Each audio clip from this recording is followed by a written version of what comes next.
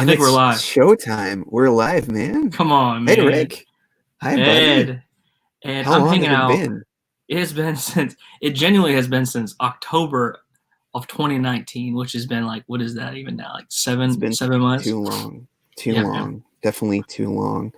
Oh, man. This is going to be so fun. It's so nice to see you. It's so nice that, we get to talk, actually, because, there's an ocean in between us. There is. Belgium is very far from Arkansas. Yeah. Do you even know where Arkansas is? Have you studied the U.S. map enough to know where it is? It's in Texas?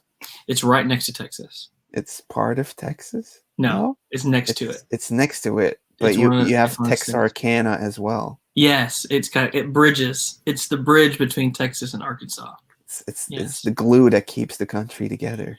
Anybody that ever asks, like if I'm talking to somebody from Belgium or somebody from wherever, they're like, "Where?" I go, "It's next to Texas." That's like it's always my response. It's next to Texas. Okay. I mean, I've been there, but I don't have like a clue where Texas is or Arkansas. I know both of them just as good, Well, Texas is really, really easy. It's literally in the very center at the very bottom of the U.S. Okay. Right there. That's all. Yeah. Easy. All right. How far is Belgium from I was in Ireland last year. How far are you from Dublin? Dublin, I actually had to transfer my plane to get to the U.S. Last October.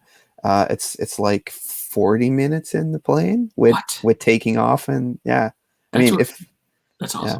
That's what weirds me out about Europe. You can take a train from Belgium to London, and you'll be there in like 2 hours. Yeah. So the train goes underneath the water channel. Mm-hmm. So yeah. It's cool, man. Who's in your shirt? Who's in? It's Wood, I think. Oh, there he is. It's Wood from. We got to meet him. Did you get to meet him? Yeah, we traded a shirt actually. So this is nice. The shirt we traded. So yeah. Love it. All right. We got some people in already. We got Big the Cat. Awesome, buddy. Hey there. We got Tim Vin World. Always apart. I'm still thinking of you. It's poetic. It's very poetic. Don One, two of my favorite YouTubers. Awesome. And Andy Pittman. What's up, buddy? Definitely check out Andy's channel. He's got some awesome content on there too. So yeah. I guess. Oh wait. We got one of the experts on the subject. We got flight from Belgium to Dublin is 1.5 hours. That's not bad. Yeah, it's not bad. Now retro channel is in here too. Gino's eyeball. At you. All right. Congrats to not another retro channel. 10K. Yeah, man. Awesome, man. Yeah, Craig. That is so cool. He's doing freaking awesome. So yeah. Yeah, I wanted to do a little catch up with you because we met briefly over at RetroPalooza. Mm-hmm. It was because how did we meet again? I don't know. I tried thinking about it on Instagram, and we met on Instagram, and I'm not sure, but I think you posted something like, I want to start a YouTube.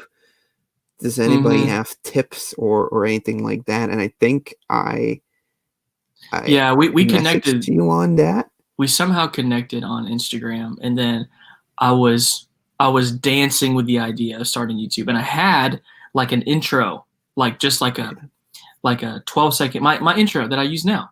Yeah, it's awesome. I think I shot it to you, and you were like, yeah, man, I think this is gonna be cool. And you kind of gave me a couple tips on how to start it, and then I started it. So I don't know. I guess you had been doing it for how long? How long were you doing YouTube before? I started mine in March. I March guess a year and a half ago. You started a year and a half ago? No, I've been doing it now for 2.5 years. Okay. Something like that. Yeah. Yeah. Well, yeah. So we started talking about that, and I don't know very many other channels that are. I mean, we like the same thing. We're very much into I know that you've been doing a little more toy stuff lately, but like I love video games and I love retro toys. And I don't know if I knew a lot of other channels that did that. Like That did both. that did both. They were like, like CJR is one of my favorite channels. He is like primarily video games, so I don't know if I connect with very many other channels other than yours because we like the same thing. We like the exact same thing. So you guys definitely know toy stuff way more than me. I collect more of the toys that I just kind of grew up with, and I don't have any like crazy collections like you guys have. But in general, I think that's kind of how we met, something like that. Yeah, So definitely. And like for me, it was like checking out your Instagram stuff. And you were posting such cool content on there, thank which you. was always, like games, but also toys or at least, pop culture stuff. Mm-hmm. Lots of Nickelodeon things that you were into. I love Nickelodeon, man. Yeah, Yeah, man. yeah. That's where I started. Was all Instagram. I had Instagram for like 5 months before YouTube, Yeah. and I had somewhat of a following there pretty quick. So I was kind of like, well, I guess I could just make a YouTube channel and kind of push people over to like videos. So yeah, man, that's been Gamer Aimer. Gamer Aimer. Yeah, she's in. She has an awesome collection. She has so much weird stuff. I mean, not weird stuff, but like the merchandising. Weird, unique things that I'm like, I've never seen that. Because you got those two nice Nintendo cabs in there. You showed it in one of the last videos. Like, I have to move my room.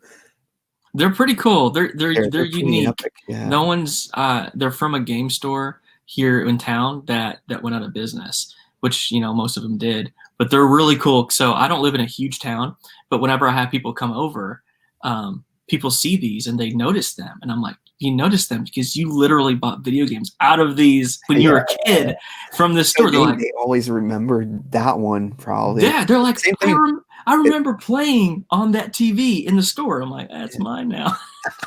I love it. That's pretty epic. Yeah. $100 each. They're only $100 each. Isn't that crazy? That's great, man. Somebody's asking for age, which isn't very appropriate, though. I'll totally tell my age. I don't care. Yeah. You want to go first? I just turned 33. 33. Okay. I know. I'm turning 32. Yeah. Makes sense why we like the same. I don't know. I'm 88 from 88. So. Oh yeah, 87. So, okay, 30, so yeah, we're a year apart. Yeah. Okay. So. And we like children's toys. Something wrong with us. Do you know? I mean, we can keep answering questions. Do you know, like, why? Why do you like it? Do you ever thought to yourself, like, why do I like this stuff so much? Like, I deep question, like, why? You know what I mean? Why do we like the old retro stuff? Yeah. Why? Why do you like it? Do you have an answer for that, or you want me to go first? I have an answer, but I want you to answer too.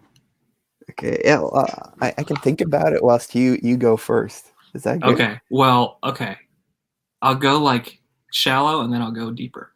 So I like it just because I like what it does. It connects me to like my childhood in like simpler times. But I was thinking about it even deeper. Now this is deep, and this is really deep. So I was talking to my wife. I had a pretty rough childhood, like distant from my mom. Didn't really have a relationship with her, and I would go. My parents fought a lot. I would go to my room, and it would be like my like comfort zone. You know what I'm saying? Like peace, and like, man, it like the thing that comforted me was like playing with my Ninja Turtles, collecting Power Rangers, watching, Ninja Turtle movies, whatever it was, playing my video games, and it has always, in a weird way, brought me to like comfort. And then I started collecting it, and then not only did it do that, then I started collecting because I was like, I've always wanted these toys that I could never get as a kid because we didn't have a lot of money.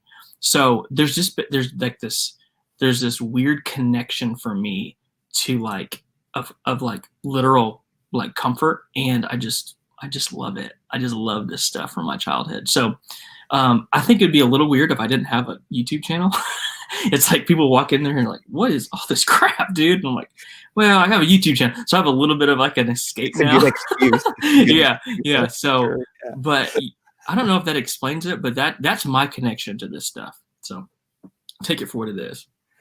Yeah.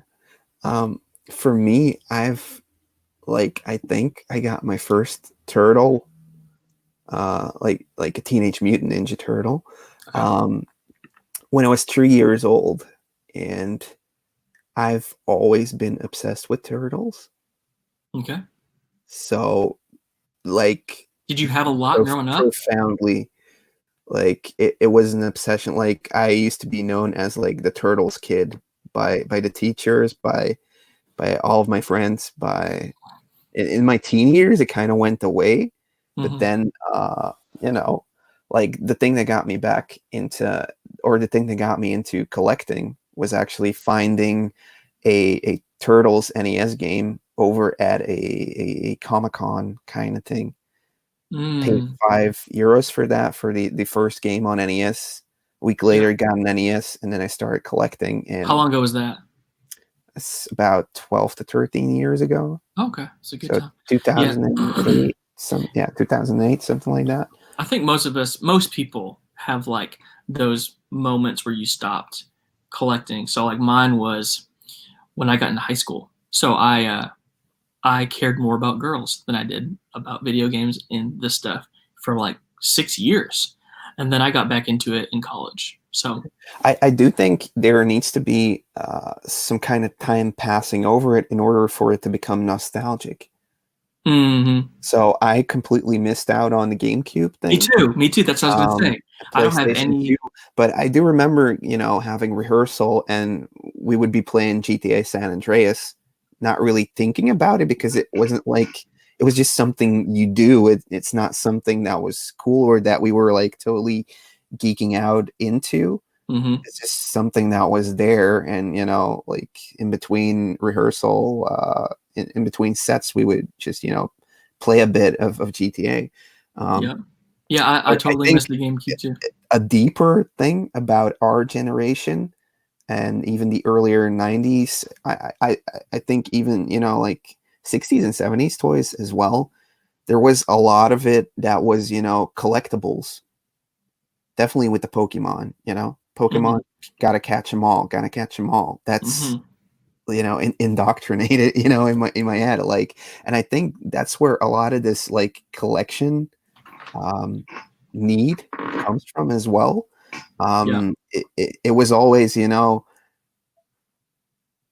checking out a turtle, checking out the back of the card and being like, I need those 2 more, like I need 2 more, and then I have all of them. So and there's then always what? and then what? And then talk Crusaders. That I'll go for all the Batman toys. Then I'll go for this. Then I'll go for that. So now it's like something I the chase, man. It's the chase. Like, to answer that question, 60s toys, not really. 70s, there's a couple things I like. I like the Star Wars stuff. I like some of the Shoguns. I don't know if you do any 60s or 70s toys. I don't really collect anything that I don't have an attachment to. Like, for me, I'm not in it. I'm not collecting this stuff to hoard this huge game collection and toy collection that's worth a lot of money. You know what I mean? Like, I want stuff that I'm connected to. So I don't really do any 60s or 70s stuff. I don't even do a lot of 80s stuff, to be honest, because I don't. You know what I mean? I was 87. By the time I hit 90, I was 3. So the only reason why I like some of the stuff that's from the 80s is because it's kind of like worked its way into the 90s. So I've been doing like some videos together with Tim, and he is way more into the 70s stuff. Obviously, that's what he grew up with. Yeah, he's turning 39 now. I mean, it's nothing to be ashamed of, and he's like into different things. Like, he got me the $6 billion man, the red dude that's up there. Oh, cool. That's awesome. So that was like awesome because I'd seen that on Toy Hunter episodes. So I think, as well as, getting into the collecting part of it, it was seeing shows like Comic Book Men, the Toy Hunter on Discovery Channel. I don't know. Oh, yeah. It's really great. That was like really like, I'm into retro games, but this is really cool. It's kind of the same thing. So for me, heading into toys, came kind of naturally because I already had all the games. It was very hard finding new stuff gaming wise. So I would, buy CD soundtracks of pop culture stuff I was into. I would buy toys that I wanted. But at first, my impression of collecting toys was that it was really expensive, extremely expensive. And actually, maybe it's less expensive because the stuff I'm finding now, I just don't have it and it's cheap. There's obviously a lot of expensive things in there, but I don't find toys like you guys find toys, and it may be because I don't go to places that are selling things like that. I just don't find toys very much. It takes me a while. Greco is trying to Grec you with I have proof that Retro Rick paid full price for his entire collection. Don't fall for the tape. Show the proof, man. Show it. Yeah, right, dude. The funniest thing to me is when people see my collection and they naturally think, "Man, you got a lot of money." Broke, bro. I don't have a lot of money. I have just been smart about getting. But like you explain it in the $10 challenge thing, and it's a separate rack that has like a ton of games. Oh yeah, only 6 episodes, and it's completely broken down. You have everything prove on camera that that's what you paid for it. So it's hard to believe for so many people, but I guess. Well, and I think Greco made a really good. He made a really good point too, because he was like, I think it was on episode 2 when Greco said this. It was weird for him to see me buy a game that was worth 35 to sell it for 35. He's like, it was hard for me to see it, but it's like you're buying it with credit. That was the key. So my credit was actually like maybe $8 in it. Yeah. So then it's hard to explain the paper trail to somebody, but then to actually see it work itself out, and it takes a while. So I think people are now seeing it like, oh, that's why that works 4 steps down the road, Yeah. So yeah, it definitely works. It just it takes a little bit to kind of get used to how. But it's fun. It's an adventure. That's what I like about it. I think like some people are just maybe unfortunate that they don't have an area where there's a lot of these opportunities out there. And that's where some of the mean comments sometimes might come from. Yeah. But I get the mean ones. People are so freaking mean, dude. I'm like, you're all crazy. It don't bother me. Bring it on. Okay, so Modrian. Hey, do they know, Ed? Do they know to ask questions? I don't know if we ever said that. Not yet, but I mean, they're just popping in. Come on. Have we ever hunted toys and games together? No, but we should. I mean, so tell us, update us. What's happening in October? If it happens, are you going to come to RetroPalooza? If it happens, I'm coming over. If I can leave the country, I'm coming. Oh yeah, that's true. Yeah, and if I can come over and the repercussions of me coming over aren't too expensive, or will not have me be quarantined for 2 weeks when I get back to Europe.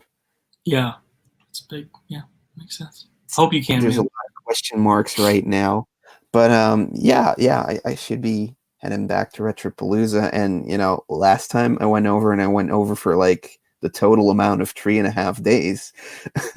And you guys have put out so many videos from those 3.5 days. I think it's hilarious. I'm like, how can you get this much footage out of those 3 days? Craig was insanely good at planning.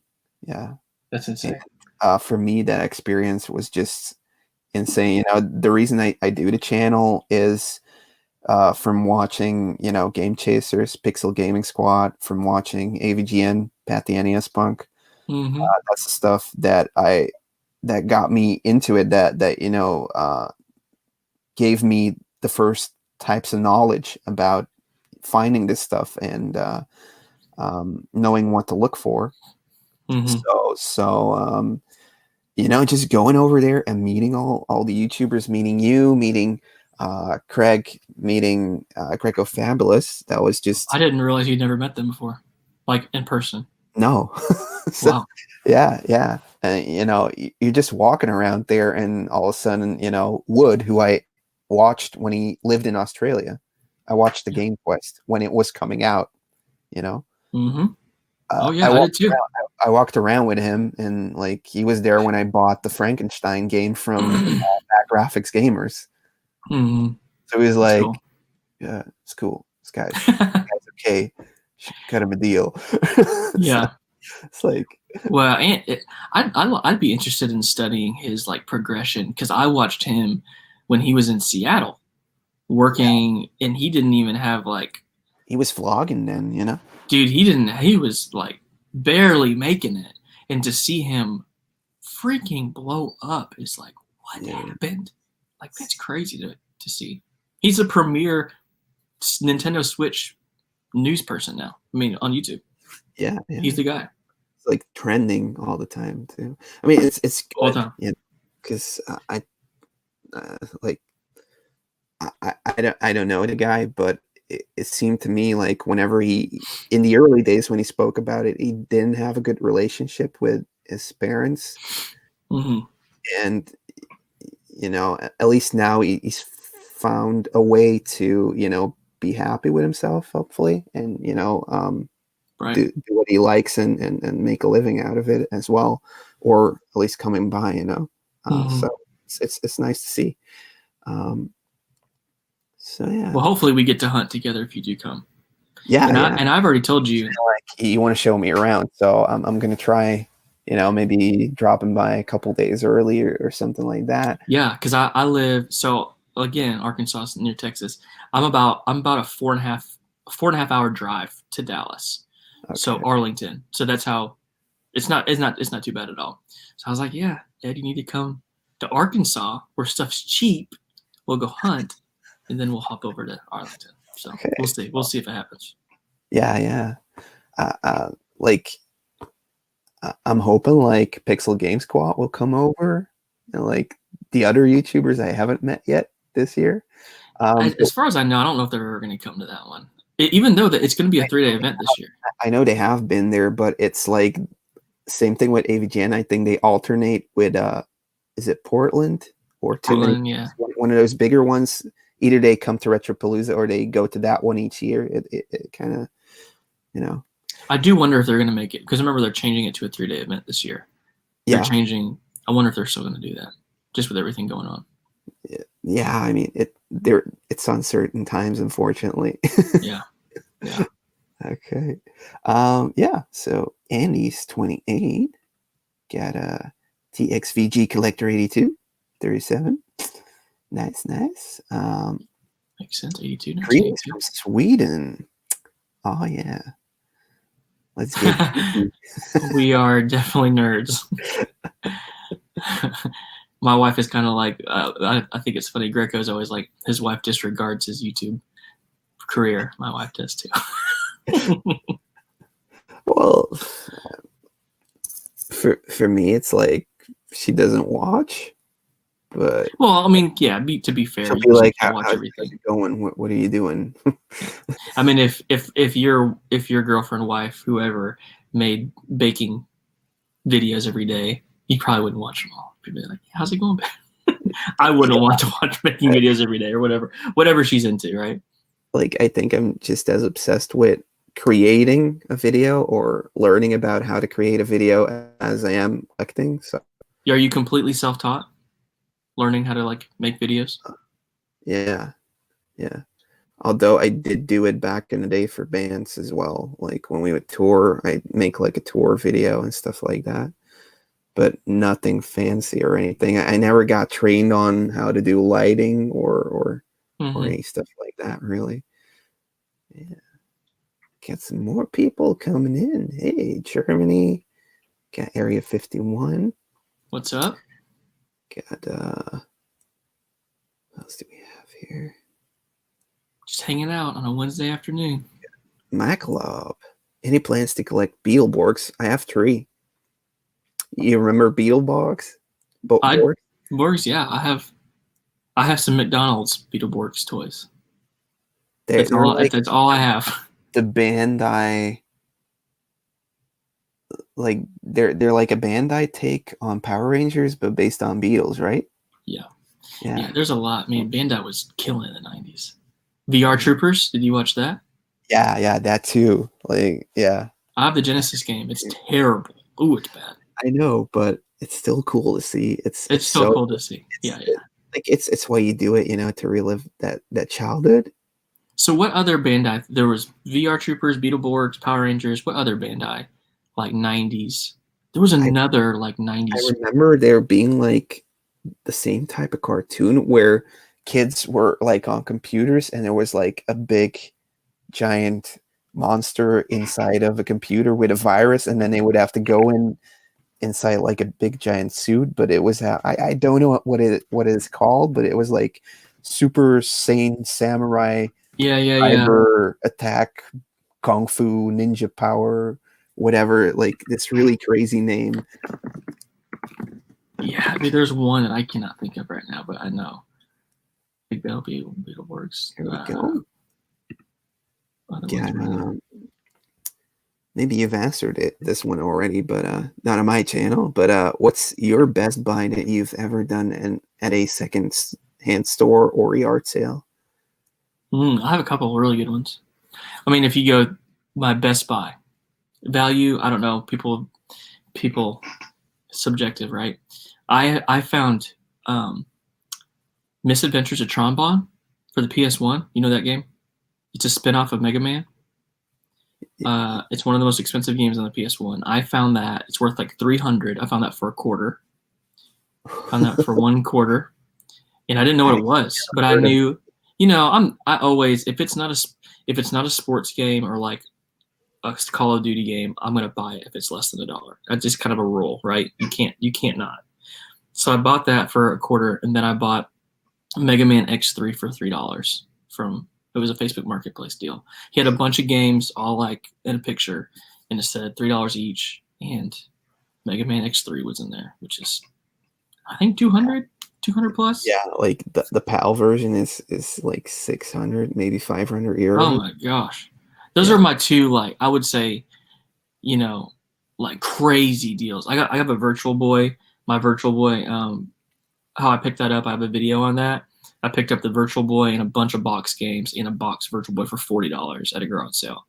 So, and then Nestor's Funky Bowling was in it complete, and it's like 150 plus.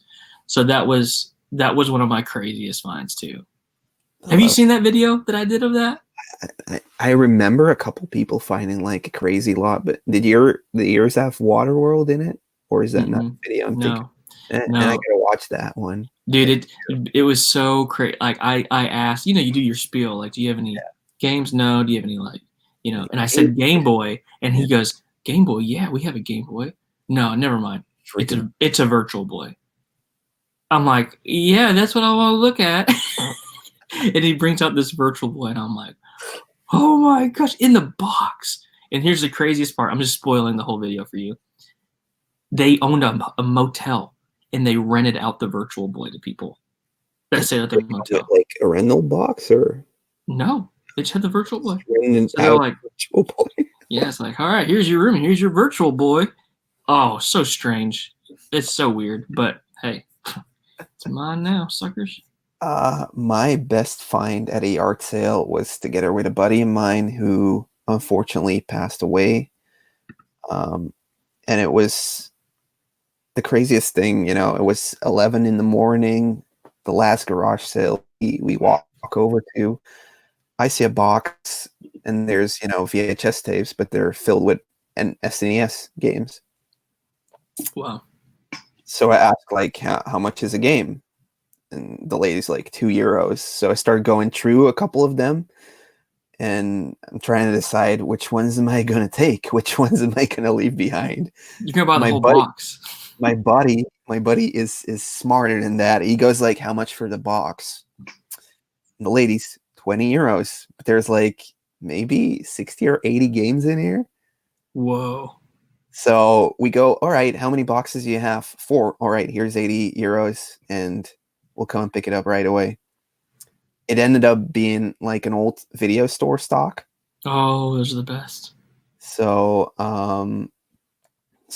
we got, I think, 400 games out of that. It was games, SNES, Mega Drive, or Genesis, as you guys know it. and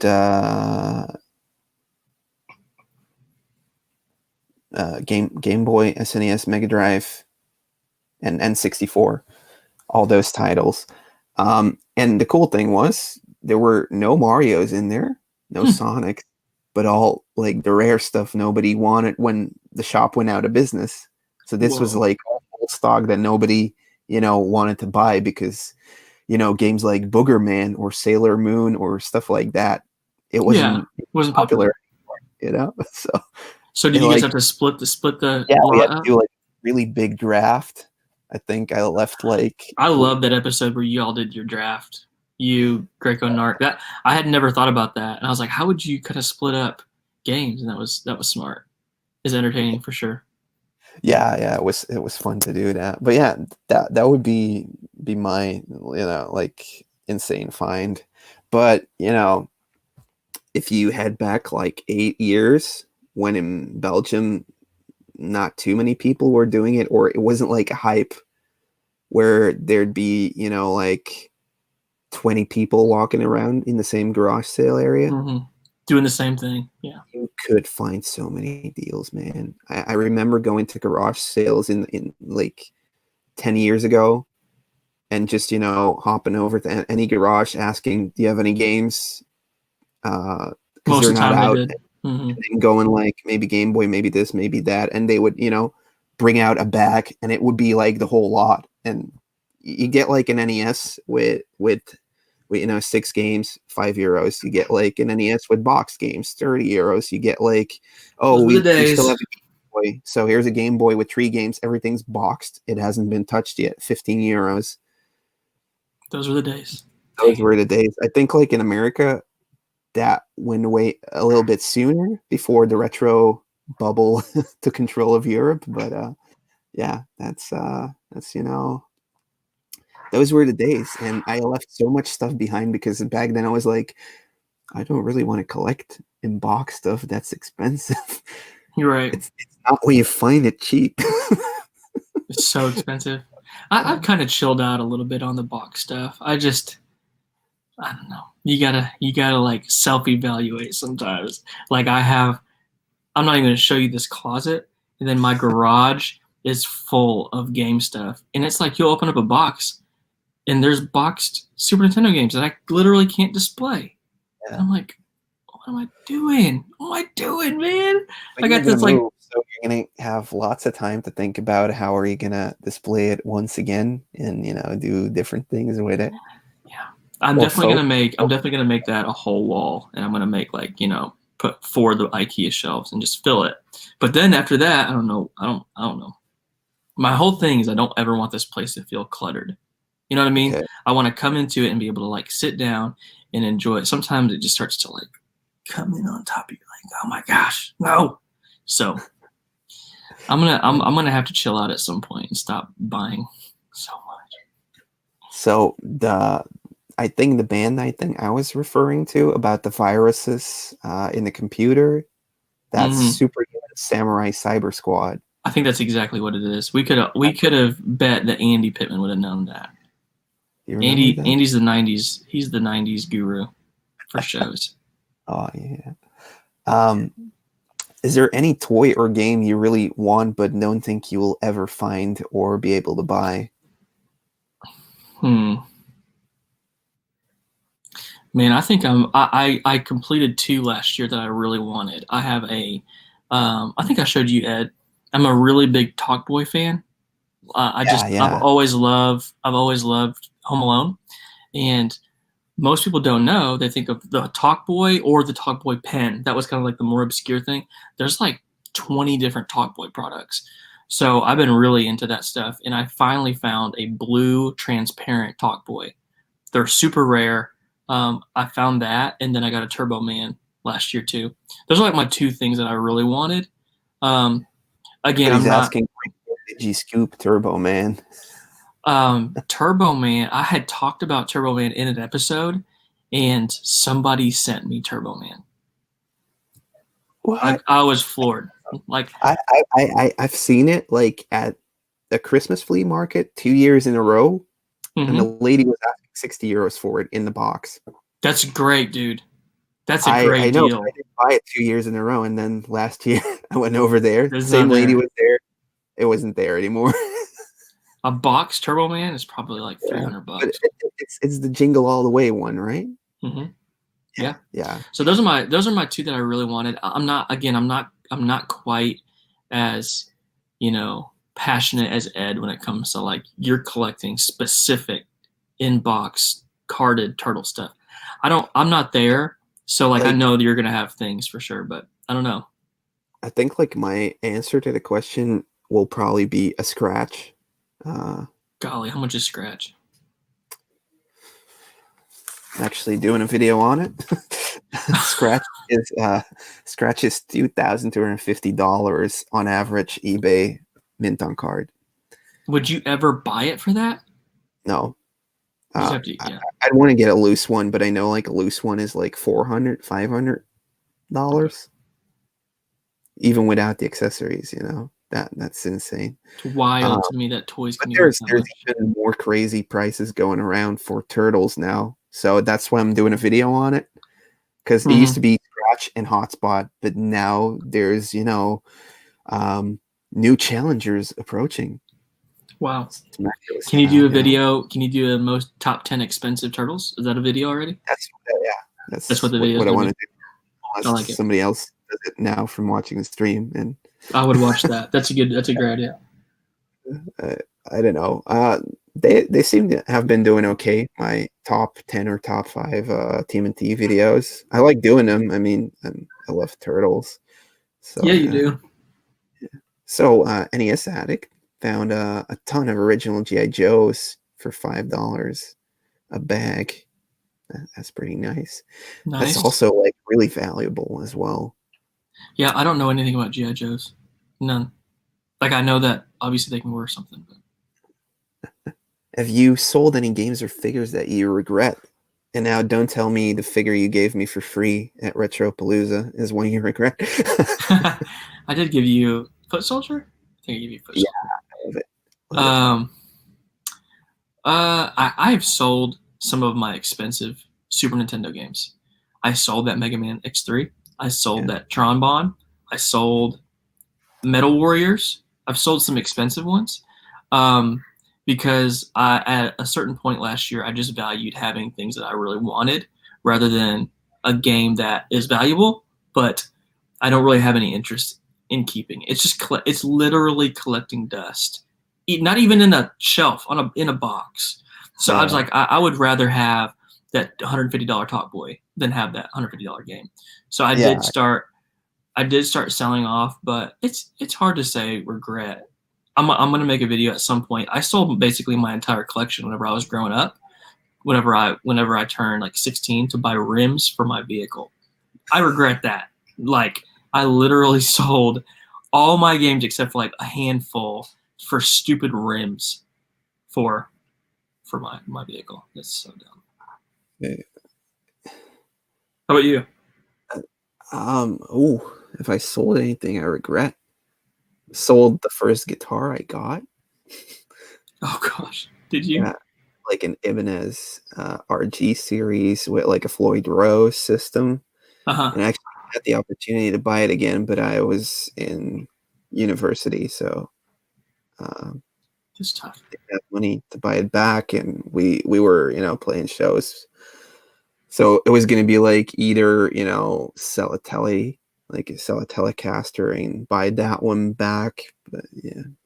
I'm a guitar guy too. I have two very expensive guitars that I haven't played in 6 years, Really? and I just wonder sometimes. I have a 2008 Gibson Supreme Les Paul and a Yeah. 1978 Les Paul Custom, and I'm like, 1978.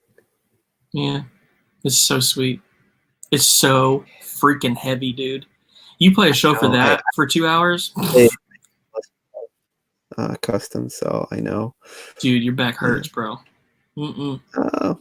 Well, we drink a lot, so we play punk rock weddings, so it's But that's fun. But that's a yeah, blast. yeah. I mean, some weekends I do like just get an SG Mm-hmm. breeze through, But yeah, like with my last band, I would have like a Gibson RD. Mm-hmm. I don't know if you know that type, but that's equally heavy. But it's awesome, great sounding. So yeah, love Yeah. that. Actually, got some answers from our viewers to see what they found, what their best find was. Nice. A crystal blue original Xbox. Do you dabble in Xbox stuff? I don't really. Not at all. Uh, I didn't grow up with it. I don't. I just never.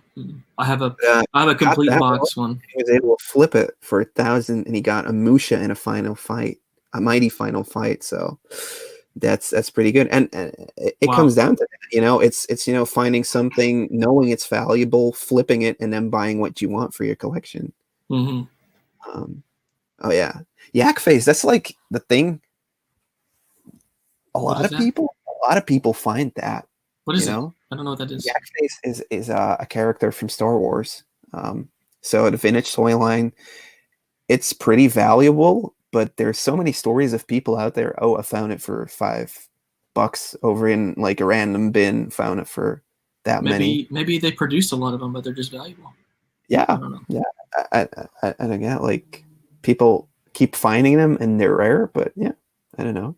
Yeah, it's cool. So yeah. Oh, here, NES Commando. Those are my buddies from Germany, and he just wanted to leave a fat thumbs up for Retro Rick and his $10 collection. Thanks, This man. dude has been yeah. Thank His you, man. channel blew up. We got together 2 years ago, and I think he was at like 1,000 subscribers. I was maybe at 400. Now he's over 10. This is NES Commando. Yeah. So they do it like it's a German channel, so it's in German. Okay. But they do, like they do game hunts, convention videos. They do top tens. They do like lots of live streams. Yeah, I'm gonna check it out.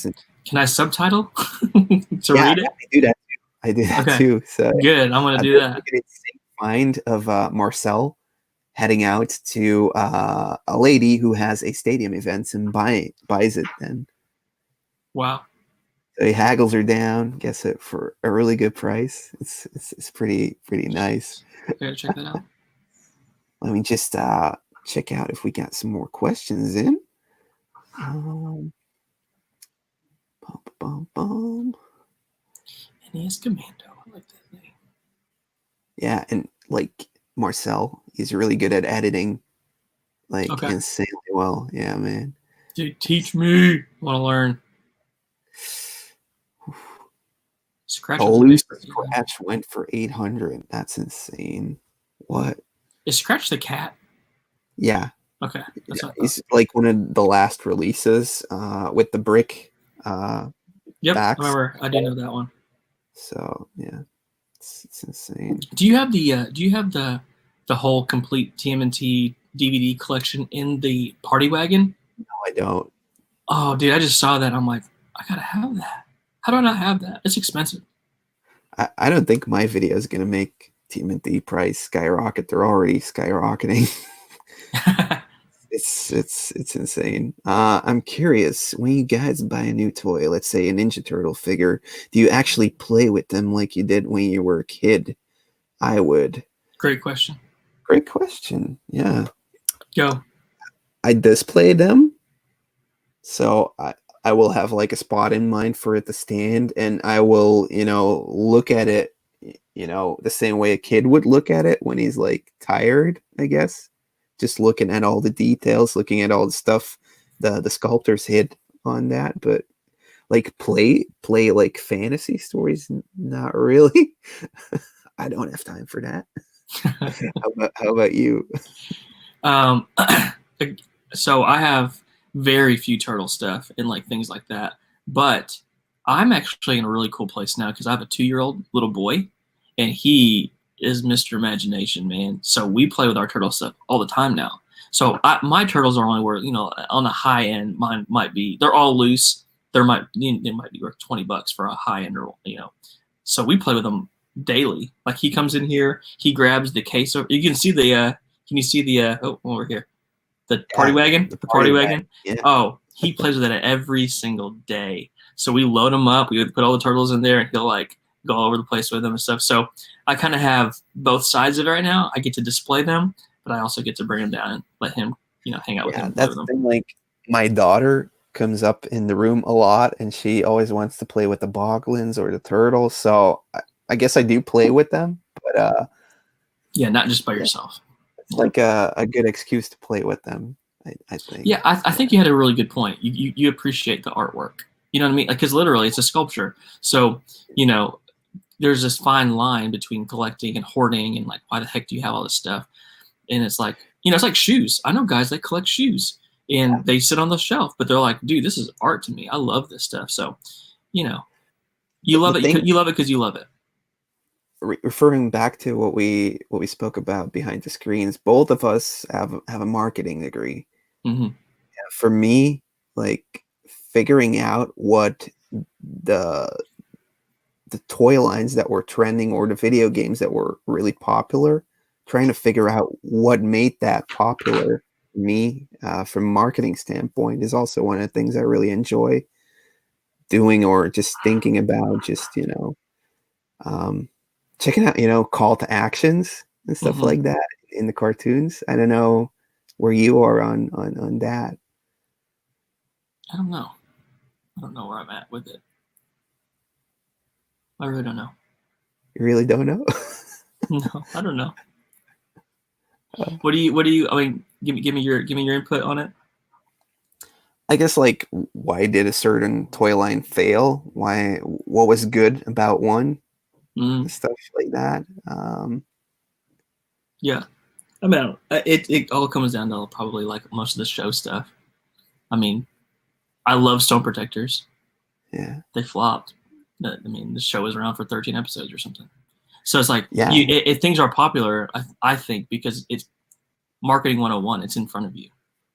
It's popular because it's constantly in front of you. So it's like Yeah. And I how think, like, popular can thing VR that, Troopers be? It's not in front of you. yeah, when you already have Power Rangers, honestly. Yeah. Yeah. Exactly. Yeah. One of the thing that Turtles did was really stick with the trends.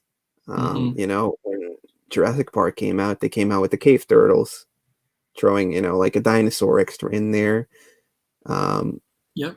Stuff Yeah. like that. The trolls at like a resurgence, they came out Mm-hmm. with turtle troll dolls. I love those. Yeah, so it's I have those, but I don't weird have them how like with pieces. But different variations they came out with. I'm always fascinated by what the decline of super popular, like what made those things. It's like you think turtles are unstoppable. When will turtles never be not popular? And then you start to see the dip. You know what I mean? It's like, what's Yeah. happening? Why is it dipping? Because turtles started like what 97, 98. They kind of started to probably 96, probably right. Kind of started to fall Uh, flat. yeah, I think the decline was somewhere around 96 indeed, because like in 1998 they did the next mutation, which was like the live action thing where they did a crossover with Power Rangers, and nobody likes that. And they also introduced Venus, the female turtle. I don't even know anything about that. Yeah. So I kind of stopped watching from then on. Yeah. Well, and again, your interests change. It's probably all of that. I didn't think about that until just now.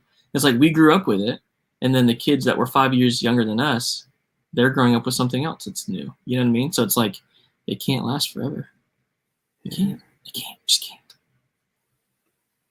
I'm doing good. Okay.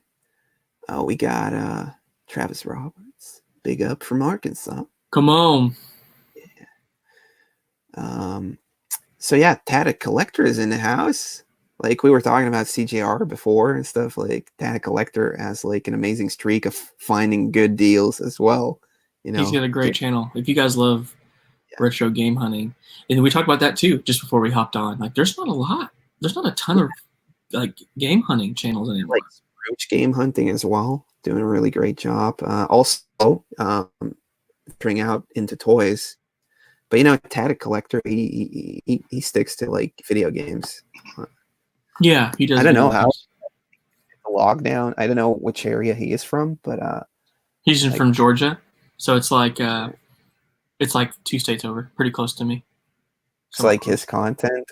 I know he's been doing some collection videos, which have actually been pretty good. Like taking a look at all the stuff that he kept for the N64, why he kept it and stuff. So we have to, right? We have to get creative. Yeah, we have to get creative now. All those backlog of videos that we were like, this would be a cool idea. It's like, what are those ideas again? Looking back at them now.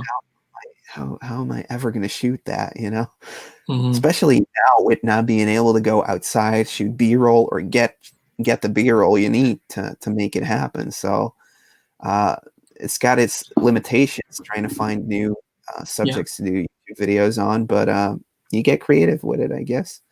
Will you ever consider streaming on Twitch? Not sure. Would you? I'm to the point where the thought of building a following on another platform makes me want to vomit. I'm like, it's so much work. You know what I mean? Like to build a community. I mean, I know there's probably people on here that are watching right now. It is so much. It just takes a lot out of you. So like to think about like Twitter, I won't do it. I have a Twitter account and I have like 80 followers, and I'm like, that's fine. I don't even like want to try. It's like you got to a certain point. I'm like, I can only focus so much. You only have so many levels of focus. It's like I'm focusing on YouTube. I'm Instagram. Really cross-post without interacting. No, you cannot. And Instagram is really Instagram's my main platform that I'm on most of the time. And then YouTube and my Facebook has grown pretty well. So like I only want to focus on those three. So my theory or approach is going to be I'm going to start live streaming on YouTube. I'm just going to go to where I'm already hanging out with people. There's already a community of people that I talk to. I'm just going to do it there. Is that dumb? Probably. Am I being lazy? Yeah, but it's just I don't have time, man. I don't have time. Yeah. I mean, we do this as a hobby, Mm-hmm. I work full time. You work full time. It's a way of creating an escape, but it has to keep. It doesn't have to feel like work. Right. It does sometimes, but yeah, that's the idea. Yeah. Yeah. I mean, I edit and do all this stuff. My family goes to bed at 8, 9 o'clock. I'm on the grind till 1 o'clock in the morning. This is when I do this stuff. So, like editing sessions of 4 hours. Yeah. Every night. Dude, that's something I was. That was something I was really curious about. Whenever you and Greco and Narc were talking about editing, dude, I spend a lot more time editing my videos than you guys. I am just really slow, but like Narc saying 1 hour, I was like, what? Yeah, that's insane. That's crazy. Like it takes me, well, my videos have been about 25 minutes. Yeah, but I mean, they take me probably 10 hours, dude. I mean, I'm 10 solid hours. The first minute. Do what? First minute. The first minute? What do you mean? Yeah, like the first minute of editing. Mm-hmm. Like, how much do you spend on that? Like the actual first minute of the episode? Editing that. The most. Yeah. It's like 2 hours. You have to get it right. You have to get the people to keep watching. Yeah. Sometimes that's probably editing wise, it depends on what you want to show. But for like a game hunt, you really need to show and interact and have everything cut up, and it has to be like foreplay of what the episode is going to be like, Yeah, for sure. But I mean, I would say before, they say for every minute of the video would take an hour. So if you have a 10-minute video, it should take about 10 hours. I'm not quite there anymore. I'm like more like if it's a 10-minute video, 6 hours probably. But me and you both tend to like B-roll and stuff. I'm working in phases now more where I will shoot something and I will already cut it up like when I'm doing something else. That's smart. And then the actual edit is just grabbing all those pieces and just puzzling it together, which cuts down that time to make like a 14 or an 18-minute episode, 4 to 6 hours, something like that. Yeah. I will say that's only in order when I have everything ready to grab and pop in there. I will say I spent the better part of 6 hours on Saturday getting all my music organized for videos, because I don't like to repeat using a song every other episode. I want it to be like fourth episode down. It's like you almost don't realize it. So I spent like 6 hours getting all of that. So now I can just drag and drop all the music and just because all the music's pretty chill. It's just like 8-bitty. Yeah. So that'll help. Yeah. Andy Pittman asks, besides toys and games, what's something else you guys are into? Music. Yeah. Music. Rick has a beautiful voice, if in case you haven't noticed yet. Thank you. I don't. I just scream when yeah. I do like sports. I know a lot of gamers don't like sports, but I really enjoy watching the NBA. Is like my thing. That's like my if I'm like I am not editing a video, I am not doing anything. I'm gonna watch an NBA. I'm gonna watch a game. Well, I was gonna watch a game, not anymore. Editing sounds like a grind. It is, man. Especially if you're dumb like me. I'm like, I don't know what I'm doing. Completely self-taught, you know. I remember the first time I learned how to, I think you do this too, Ed, like zooming in kind of slow and then backing it back out. I do that. I'm kind of crazy. I do that every about 8 seconds. I don't want there to ever be a solid on me for more than like 5 to 6 seconds. Yeah, I try to either interact a B-roll shot or even like a slow fade in, back out. Yeah. What was the interval again? Is it like 8 seconds? Every 8 seconds, something needs to change because like Facebook impressions are measured on 7 seconds of somebody noticing. That's like if it doesn't zoom in or nothing changes, that's the attention span of a regular human being right now.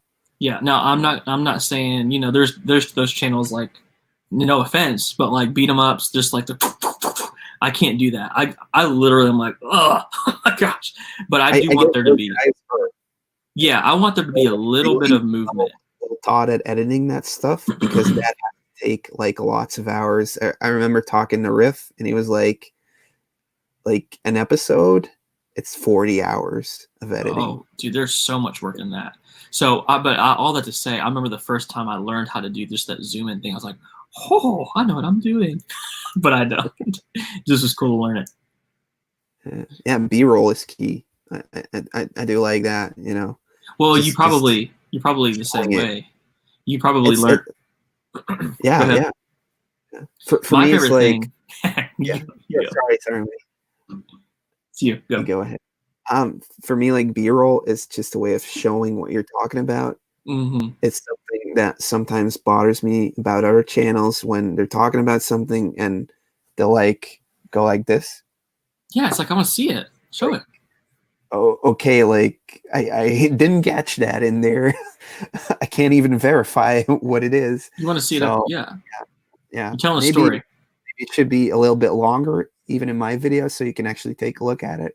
But you just need that audio visual companionship. My favorite part of making videos is adding in the B-roll. Okay. See what I'm saying? It's like it's timelined. Do what? Yeah, later or you do that as you progress in the edit? I do it. It's last. I do B-roll last. Is that weird? Do it. I start and I end, and everything happens within that. I timeline everything out. I add music under it, and then based off that music is how I interact with the B-roll. So like then I start adding in those pieces, and that's the most fun part to me because it feels like I'm actually telling the story now whenever I'm doing that. So I mean, there's no right or wrong reason, but that's how I've always done it. Trying to do that now, like have the B-roll interact with the music, like the beats or that's my funnest. That's the funnest thing to me. Yeah. I did it on my last video, and nobody probably even noticed. I did it on 2 different sections to where basically it cut black, and it was kind of a really cool vibey thing, and I loved it. I was like, oh my gosh, that's awesome. I showed my wife. She's like, I don't even understand. What was it? I'm like, dang, I thought it felt really good. But anyway, my kid's crying in the background. So and just creating a moment for the viewer, I think, as well. Mm-hmm. Well, and you probably learned this too, Ed. I've learned what I've learned as I'm speaking now. I'm thinking about the B-roll. You know what I mean? I'm thinking about what shot could look kind of good. So it makes it easier on the B-roll side now because I already know what I want to do with those shots, you know? So it helps me. Yeah. No, I'm not Texan. No, Arkansas. Arkansas.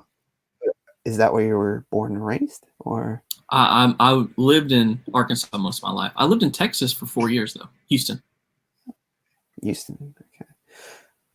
Would it be feasible to outsource your editing overseas? I don't make enough. I don't make Yeah. enough on YouTube to justify paying somebody to edit my videos. Now, I think, and this is something me and my wife have discussed, is like if I could make another, do you do 2 videos a week? Is that your kind of your Yeah, I aim? try doing Monday and Thursday, but like since a week, I've been uploading every day. Yeah, that's crazy. I'm a It's like one-time streams though, like yeah. One time a week for me, and then sometimes if I'm feeling frisky, I'll do one on Thursday. It's if I have enough time. But in general, yeah, if I could make another video a week, it might be worth it to pay somebody to edit it. But it's just I'm not quite there. I would say, and again, I don't know how your views work versus my views. it takes a lot of figuring out. Is it worth it? You know what I mean? Yeah, is you got to it figure worth it out. turning out the same type of content twice a week, or doing something completely new but having to build up that fan base as well? Mm-hmm. Yeah. Because I feel like with the Behind the Collectors, I've grown a really big toy hunting audience, or people that are really into toy collecting. And that's why some of the top 10 videos are doing well, because it's all about toys. I did a game review last week, and it actually did okay, but it was so long ago since I've done one, like over a year. So you really need to figure out once again, all right, what are the steps I need? What needs to be in this video? Mm-hmm. So yeah, it's the same thing. Like you try so much stuff, and once you get good at it, you need to keep doing it because you forget like the basics otherwise. No, you're But right. You get into a routine, like it's especially for definitely my like my Monday video, I'm getting into a routine of how it works. So like it's so much faster for me right now. So yeah. But I finally have it in my head. Like, okay, that's how I'm gonna do it. I want to have reserved for that, because otherwise you can just keep reshooting. I don't know if you ever reshoot. I do. I'm crazy. Like I the shoot. room tour, Do what? game room tour that I did Oh, a I couple didn't weeks reshoot ago. that. Yeah, that's I had shot that. I had started editing it, and I was like, no, this isn't good. And then I shot it the day before I released it. So I shot it, I edited it, and I uploaded it, and it was you're gone. crazy. No. Mm-mm. The only thing I'll shoot, I'll reshoot segments of me talking, and I just feel like I don't have it. I don't know if you do script. I do 0 scripts. I don't do any scripts. I don't have a what's it called, teleprompter. I don't do any of that. All of mine is on the fly. I tried So doing like a little bit of structure, but I do feel like um, you have a really good way of explaining something very clear to people. thank you. Like you have an obvious structure when you start exposing, not exposing, when you start explaining something. Mm-hmm. Like there's a B, I'm gonna get to the conclusion. Okay. Well, I do try to do that. Like that's the only thing. I try to think of the video as a long story. So, but I don't have any. Again, I don't write anything down. I'm just doing it on the fly. So if I'm saying to you like, this week was an insane week. I found this and this and this, and I just feel like I missed something in it, or I don't feel like I'm as excited as I should be, I'll reshoot that 1 or 2 more times. When I say reshoot, I'll just stop, gather my thoughts. All right, this was insane. I'll just say it over again, and then I'll pick the best one out of those 2. You know what I mean? Yeah, definitely. Yeah. Sometimes, sometimes I'll like say a sentence, say it 3 times, and you never know which one it's gonna be. Maybe it's like the first one that came out spontaneously, then you think, oh, I have to be more cartoony or more excited. I just try to fit. I It's just always try to pick what option. makes the right sense for that feel. What's the vibe I'm trying to put off? Especially, I don't know if this is how you were when you started. I sounded like I hated video games when I started. I'm like, hey guys, today we're talking about video games. Like, why am I not excited? Like, this is awesome. I love this stuff. So I've had to learn, like, yeah. Doing my first videos, I remember sitting in front of the camera for like 5 or 7 minutes before I started talking to the camera. It was like nobody in the room, so it was like nothing was happening, and it would be like 7 minutes, cut it out. That's where it starts. I started at 7. No, I've been there, man. I've been there. I've quit. So, how did we met? We actually we started talking. I saw videos of yours, and they were insanely well edited. Mine? And that's when I said next time I get nominated for YouTuber of the Month, I'm gonna pop Retro Rick in there. Thank you. I'll say this: Do You Nerd? They're an amazing channel. Yeah. There's something about you that Do You Nerd that's just so like endearing to me. Like you just want to watch them because just their personalities. You just like, I just want to be friends with them, kind of a thing. They have that spontaneous excitement over them at all times. Yeah, they're just so fun. But I will say, man, there are a couple different pivotal moments for me. And by the way, guys, I'm not trying to say like I'm cool or anything like that. My channel is humbly growing. Like I'm grateful for it's at. But there's a couple different, those times where you're like, I've seen it grow. And my first time it really kind of started to grow was when that happened. You did that, and then I was on Do You Nerd, and like I think I was at around 1,000, and I saw an influx of like 100 people. It's like 10%. That's a lot. So then from there, I remember that, and then Chase After the Right Price helped me out one time. They talked about my channel, and then the new series. But Do You Nerd? That was one of the first times that I was like, man, this is helpful. Like the community was kind of helping me grow, because YouTube, man, it's a tough world. YouTuber of the Month, you can check out Gaming Off the Grid. They won last year. So yeah, if you're into new YouTubers or discovering new YouTubers, definitely head out over there, guys. It's an amazing concept. It's very helpful for smaller YouTubers, for sure. Yeah. Okay. We're all big on closer upper video footage. That's good. B-roll, it tells the story. You know what I mean? It's like you don't watch movies that are static. Hey, we're in the Max at Saved by the Bell, and it's just like you're like in it, man. You got to get in the story. Yeah. So I mean, Tana Collector is asking, when watching game hunting videos, do you prefer clean, polished, super edited videos, or do you prefer more raw, unedited footage? I have thoughts. You go first this time. I love the Game Chaser stuff. I love the Pixel Game Squad, which is pretty heavily edited. But if you have the character and the knowledge to keep talking whilst you're hunting and stuff, there can't be dead space. Like CJR does. Mm-hmm. His videos are the life, really raw and not really edited videos, but they're equally as exciting. Mm-hmm. It has to be my mood. What's my mood? Because Pixel Game Squad, I watch them for entertainment. Like, if you think about they've moved from their original Retro Liberty stuff. Did you watch them from back in the day? Back then it was more, what's the goal in the video? The goal was to hunt for video games and hunt for the best video games. Now their show is just entertaining to me. It's like the whole show. They might find one or two games. They don't base it on their episodes now. Based on I found a bunch of stuff. It's just fun to go on the adventure with them. So that's a different vibe for me than if I'm watching a CJR video. If I'm watching a Tatted Collector video, I'm watching those guys more just because I want to see what they find and the educational part of it. So that's how I view it. Yeah, man. Totally agree.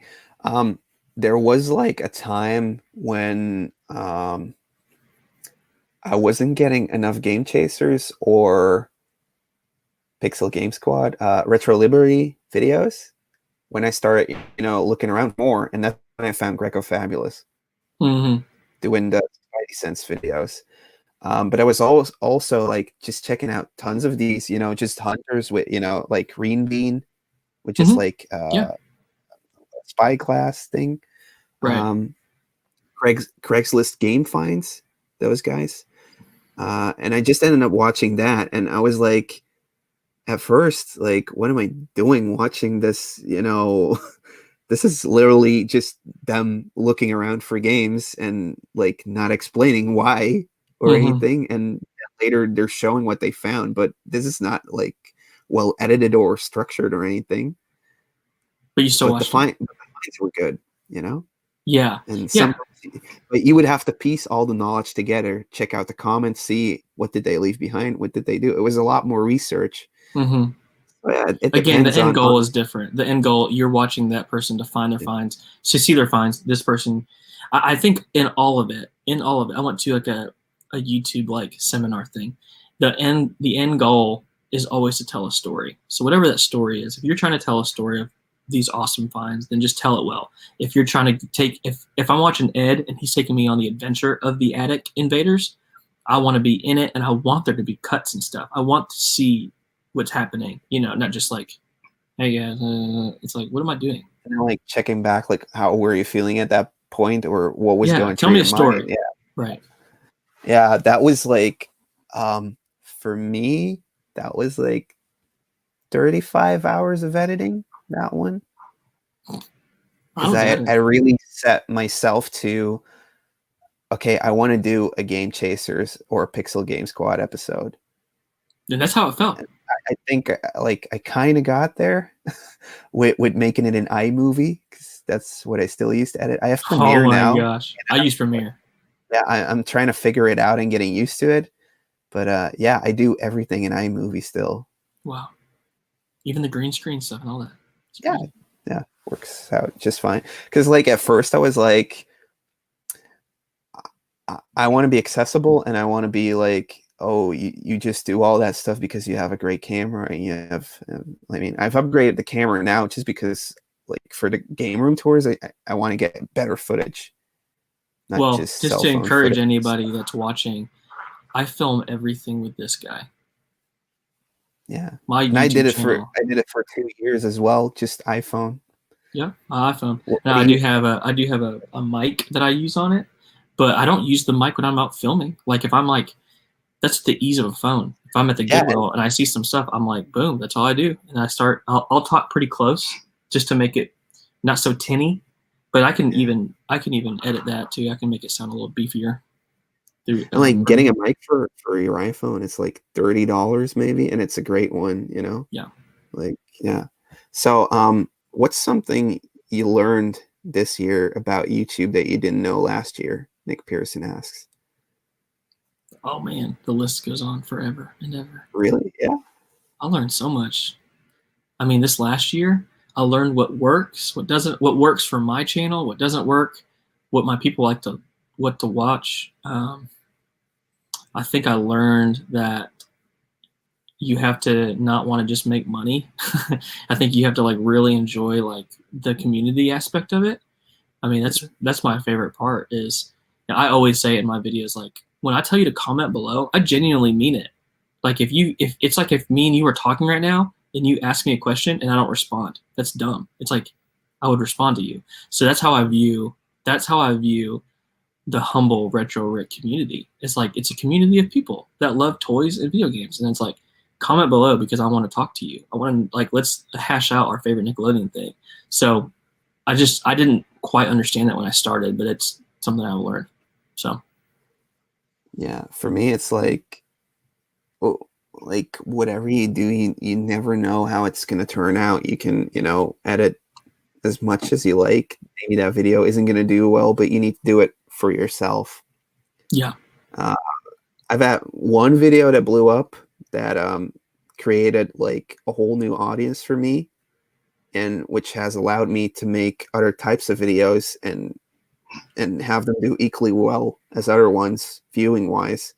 So yeah, just stick at it, stick at the grind, and learn what you like to do, because if you don't like what you're doing, it's going to show as well. Yeah. And of Yeah. going somewhat viral or doing well, you never know. It can change over a month, you know. Hmm. I'll say this too. I don't know if this is how your channel has been. Since I've done consistent posting, I post every Monday at 5:30 my time. I've seen I've seen that be beneficial in every way possible. Like in my approach with how I'm like disciplining myself to make videos, not just like, I guess I'll make a video this week. It's like, no, I have to make a video because at this point, YouTube is just like TV. It's like if Yeah, Ed has a favorite, if you have a favorite TV show, but you don't know when it comes on, yeah, that's it's dumb. weird. It's like, I don't know when my show comes on. No, I know when it comes on. So I feel like it's helped to have a structure of even how I release videos. Every Monday at 5:30 I have a video. So that helps my viewers know when to kind of tune in. So that has been extremely beneficial for me to have like a structure to it. I think I have to start doing that again as well. I mean, I release on Monday, and it used to be like 9 in the morning, my time, What time is that here?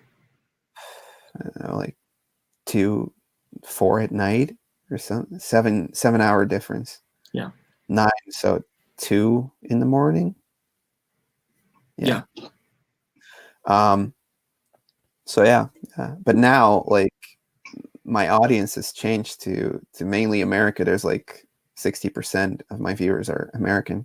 Dude, I know two guys in Arkansas where I live. They watched you before I engaged with you, and I know them. They're my friends, and they saw whenever you shouted me out or something, and they're like, "Dude, you just got shouted out by Ed on Ed's Retro Geek Out." I'm like, "Really?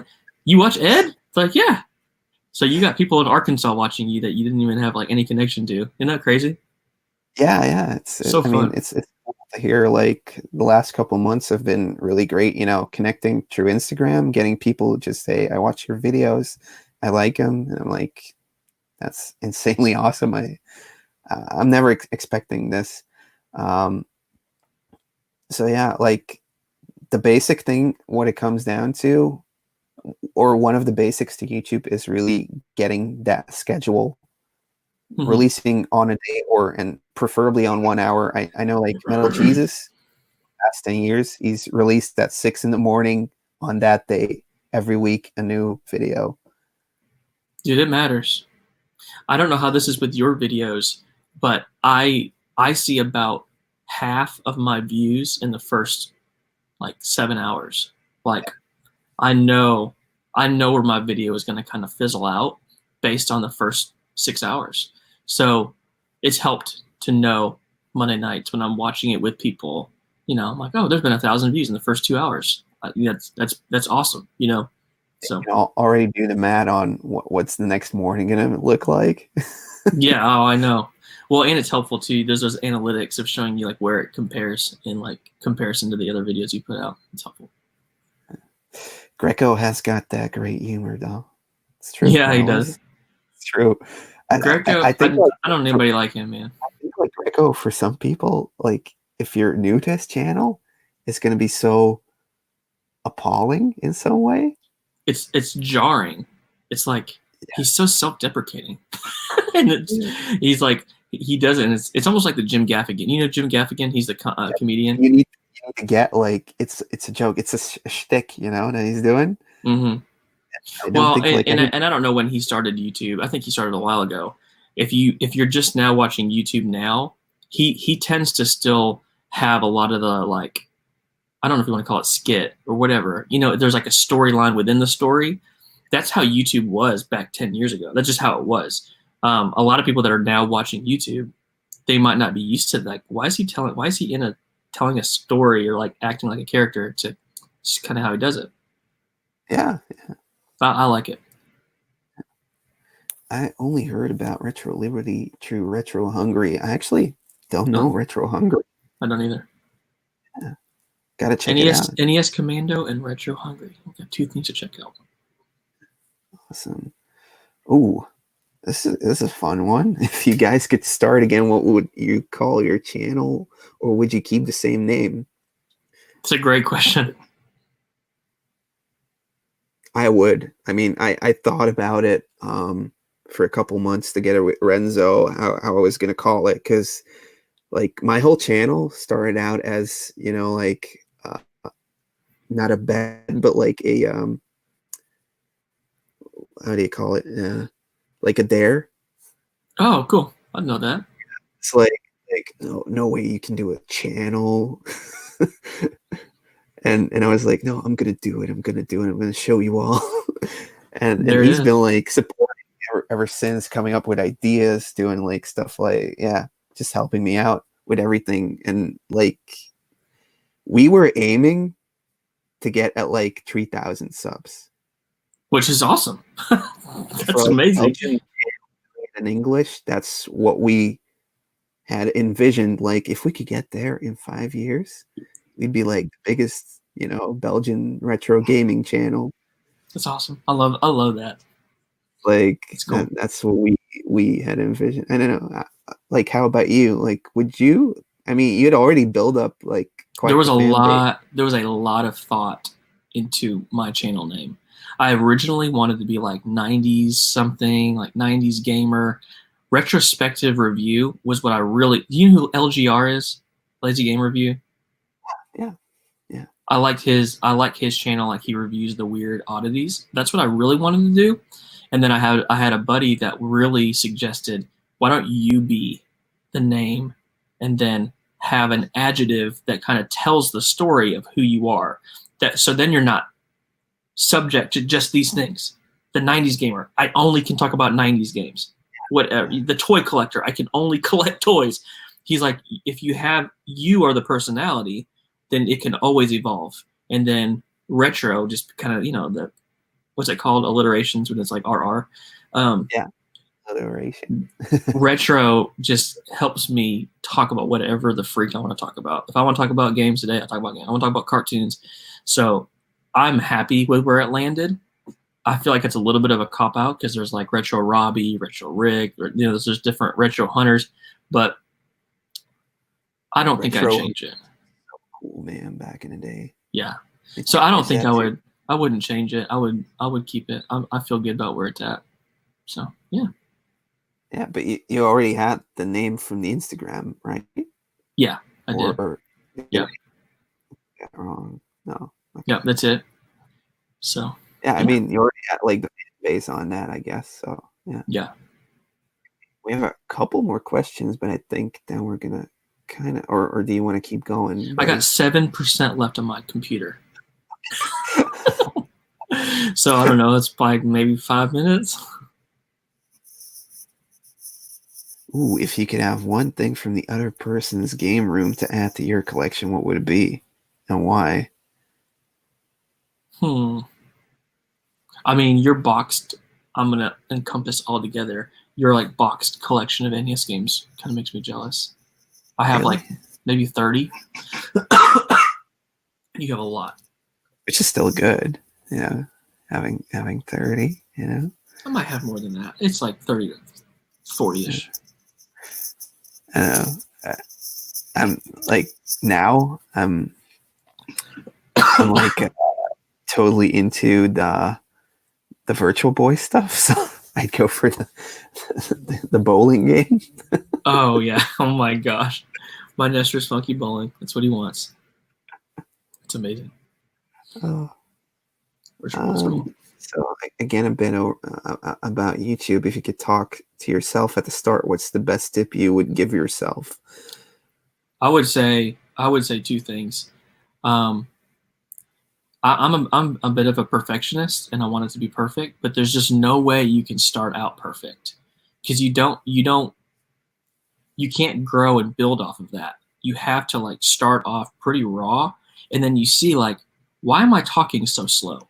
Why do I do this? Why do I add this B-roll? And then because of that previous video, you learn not to do it in the next video. So you have to start and not expect it to be perfect and continue to just build off. It's like I'm just building it. I look up, dude, I don't know how you are. I watch my videos from a year ago and I want to delete them. I'm like, these are so bad. But it tells the story of my progression of how I've done it. And my second tip is I used to like have to have everything like all perfect too. Like I had to have like my sound panels here, make sure I'm like drowning out stuff. And I had to have my table where I set up my table at a certain spot. I don't care anymore. I set the table up or I set the camera up and I'll just stand now. And I don't set up. I had blankets that I would put up to deaden the sound. And it was like a whole 3-hour process just to make a video. And now I'm like, I don't care. I just make it. Like, yeah, I'm just going to talk about this today. And I'll make it. That's like the thing with getting the Canon camera now. It's got like the Rode mic. I can pretty much just sit down anywhere and it'll be great light wise, wise. So yeah, like I guess that's like that goes ties neatly together with what's the best tip you could give to retro YouTubers starting out. Yeah, just try out stuff and don't be afraid to put it out there and see what the reaction is, because you want to create reaction. We want to see people give you input, whether that's, you know, negative or good. Work with it and see if that's what you want, where you want it to go, I guess. It is really daunting at first to, you know, edit yourself, hear yourself talk, see how you act, see what type of weird faces you make and stuff like that. But it's something you have to get over because, you know, those it's what you words got. that you say, Yeah, those or how filler you say words. them. I hate Yeah. filler words, man. I'm not going to tell you my filler words because then you guys will watch them. You probably already know. But I get so frustrated when I listen back and I'm like, I say the same dang thing over and over and over again. Yeah, It's like it's your transition. It's your transition words. Yeah.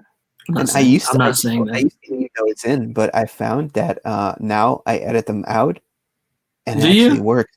Yeah, like so. Yeah, and now and then and this, and like I cut so many stuff out of sentences now, and it's so much more organic, or at least that's what it feels like to me. I'm just trying to really grow. I don't edit my stuff, Ed. Ed's a phony. He's a fake. I'm just kidding. I have 4% on my computer now. Just updating you. Okay. Yeah. So yeah, let's yeah, I'm afraid we're gonna have to cut it out with the last question. What are your big goals for your collections? Greeting from the Burgermeister, another channel from German YouTube. Cool. So it's my buddy Florian. So hey buddy. Yeah. What's your big goal, buddy? My big goal is to downsize. What? How is that a goal? Is a goal. I have a closet. This is full if you're just now tuning in. And I have a garage that has probably, you know, those big storage bins. I have like 12 storage bins, and the game room is just getting cluttered to where I would like to start to downsize some things to sell and to start picking up some things that I desire more than having, you know, a boxed whatever. That I'm like, I don't care about that. I don't know if that makes me a phony collector or not, but I just am getting to the point where I'm like, I don't need a lot of the filler stuff that, you know, people do that. They collect all the Wii games or every Wii game, and then you take a seat and you look in your game room and you're like, why do I own Cooking Mama 4? It's like, that's so weird. Why do I own that? So I'm kind of like that with some other stuff too. There's 4 full sets I want to go for: Master System, Game Boy, NES, and N64. And apart from those, all of my gaming collections, I've already took out all the games I don't want. Yeah, to sell, to have fundings for completing those. And then also, I want to get, you know, just as many turtle stuff as possible, really. You love that turtle stuff, man. Oh, man. Yeah, there's a couple, there's like 2 more Talk Boy items that are elusive that I can't find. Like they haven't been listed on eBay for 2 years. Okay, yeah, I don't know that's when the I'm thing gonna. I'm going for too. Like Madball stuff and Boglins, really like niche Oh, stuff. pretty rare. Yeah. Skeleton Warriors. You don't see it too often, so it doesn't actually cost too much, but it's rare. So Hmm. whenever you find it, it's special. Okay. Yeah, And I think, yeah, sorry. Yeah, go ahead. I was looking for a weird Talk Boy item, and I've been looking on eBay for 3 years, and one just popped up a month ago, new in package, and I was like, oh my god! And I won it because nobody else cares about that dumb thing, and I won it for like $24 new, and I haven't seen it in 3 or 4 years. So it's like that's the kind of stuff I'm like on the hunt for. Like nobody even cares about it, but you don't see it. So when's it gonna pop up? Oh, nice answer. I think more and more people are just focusing and downsizing their collection, focusing on what do I really want instead of just grabbing all, I guess. So, yeah. Yeah. RetroPalooza is really good for me because I sell a lot, dude. I sold a ton at RetroPalooza last year. So I know your hoping it booth, like happens again. last day, there almost wasn't anything left. That Which was was crazy, awesome for man. me. It's all that Yeah. stuff from RetroPalooza is boxed up in totes out there. I haven't touched it since the convention. It's just back there, and I'll just take it back out, and the prices are still on there. I don't know if they're good or not, but I'll probably leave it. Yeah, man. Guys, thanks so much for watching us, catching up. Thanks so much, Retro Rick, for coming over in the chat room right here. This is awesome. Yeah, we obviously can't do it without you guys in the live chat, providing us with the questions, providing us with the fuel to keep the conversation going. Mm-hmm. Although, I mean, we haven't spoken in months, man. We could probably kept Hour and us a half. going Yeah. for a couple hours. So thank you so much for doing this. If you're not subscribed to Retro Rick, I suggest you do it right now. Thank y'all. Yeah. Be awesome. It's fun. So It's yeah, so fun. that's where we're gonna leave you guys, and we'll see you guys back in the next video on mine or on Retro Rick's channel. See you guys later. Bye.